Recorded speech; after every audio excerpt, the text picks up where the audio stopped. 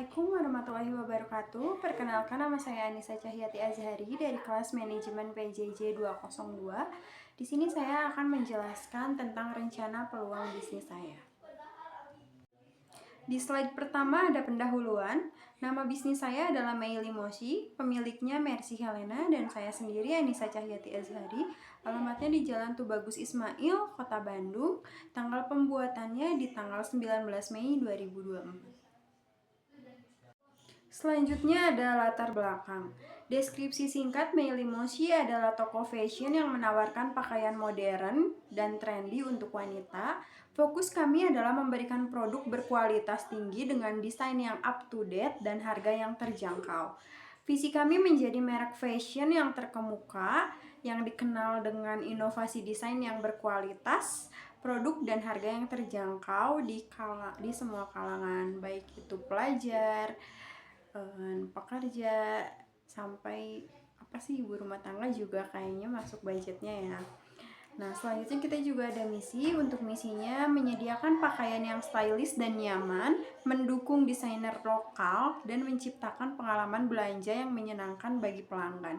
So, pasti kita menggunakan desainer lokal, dan kita juga menggunakan bahan-bahan lokal seperti kainnya itu kita lokal. Kita sebisa mungkin cari yang lokal ya. Selanjutnya ada analisis pasar. Analisis pasar kita bagi 3, ada target pasar, ada ukuran pasar, ada tren pasar. Yang pertama ada target pasar, remaja dan dewasa muda, pekerja kantoran, fashion on Insta, dan komunitas fashion conscious di wilayah perkotaan, khususnya di kota Bandung sih. Untuk yang kedua adalah ukuran pasar. Berdasarkan riset, industri fashion di kota ini berkembang dengan peningkatan permintaan pakaian trendy sebesar 15% per tahun, khususnya di kota Bandung. Dan yang ketiga adalah tren pasar. Meningkatkan minat terhadap fashion sustainable, preferensi terhadap belanja online, dan kebutuhan akan pakaian yang multifungsi. Jadi untuk Meili Moshi sendiri, kita punya online marketplace-nya gitu kayak Shopee. Di TikTok juga kita ada. Selanjutnya ada analisis kompetitor. Karena kita dibilang startup dari nol banget, kita bener-bener cari desainer, cari bahan sendiri. Kita juga worry sama yang namanya kompetitor. Untuk kompetitornya kita ada 2. Yang pertama ada butik fokusnya sama desainer, mungkin desainernya bisa dari luar dan harganya tinggi. Terus yang kedua ada penawaran yang casual tapi harganya terjangkau, jadi bahannya biasa aja, harganya juga biasa aja, standar-standar aja. Selanjutnya ada keunggulan kompetitif, kombinasi desain yang trendy, kualitas tinggi, harga yang kompetitif, serta fokus pada fashion yang sustainable.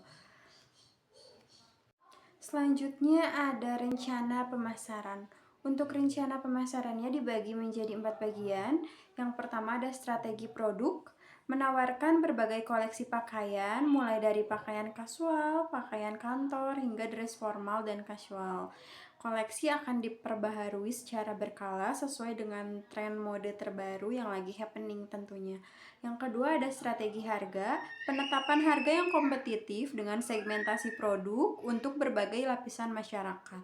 Dan yang ketiga ada strategi promosi. Strategi promosi kita bagi 3 lagi. Yang pertama ada media sosial. Media sosial aktif kita di Instagram, Facebook, dan TikTok untuk menampilkan koleksi terbaru dan berinteraksi dengan pelanggan. Biasanya kita juga pakai ads ya untuk naikin juga.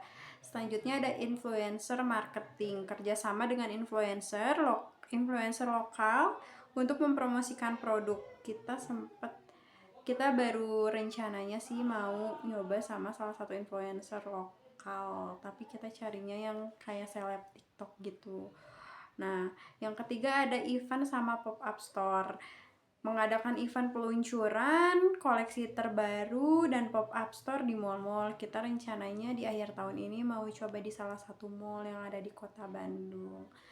Dan yang terakhir adalah lokasi dan distribusi. Untuk toko fisik di pusat perbelanjaan utama seperti penjualan online melalui website dan platform e-commerce. Jadi saat ini yang berjalan kita ada di Shopee sama Tokopedia yang terlink dengan TikTok Shop.